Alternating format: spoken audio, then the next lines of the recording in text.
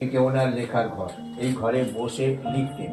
জীবনের শেষ 12 বছর এই বাড়িতে কাটিয়েছিলেন, 1926 থেকে 1938।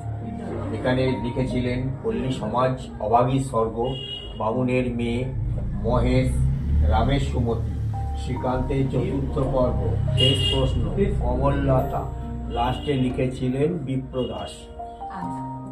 এই চেয়ারে বসে লিখতেন। যখন জানলাটা খোলা থাকতো সোজা রূপনারায়ণ নদী দেখা যেত। তখন বাঁশ গাছ আর প্রাচীরটা ছিল না।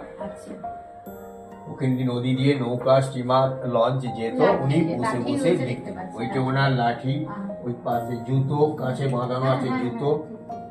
লাইটের কাছে ছবিটা ঢাকা বিশ্ববিদ্যালয় থেকে ডিলিট উপাধি দিয়েছিলেন 1936 সালে। আরাম কেদারার নিচে যে মৃত্যু ছবিটা দেখছেন, ওইটা ওনার দ্বিতীয় পক্ষের স্ত্রী হিরণময়ী দেবী। প্রথম পক্ষের স্ত্রী পুত্র বার্মাতে প্লেগ রোগে মারা যায়।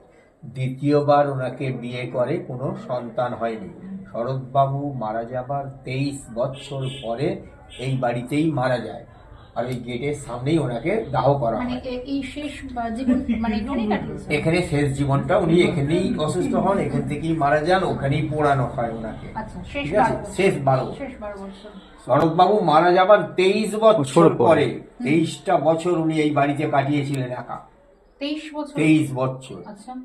তারপরে উনি মারা যান, ওইখানেই ওনাকে পোড়ানো হয়। মেজ ভাই বেলুড় মঠের মহারাজ, শরৎবাবুর মেজ ভাই, উনি বিয়ে থা করেননি। স্বামী বেদানন্দ, ওনার ডাক নাম ছিল প্রভাস। আর ছোট ভাইয়ের নাম প্রকাশ চন্দ্র চট্টোপাধ্যায়।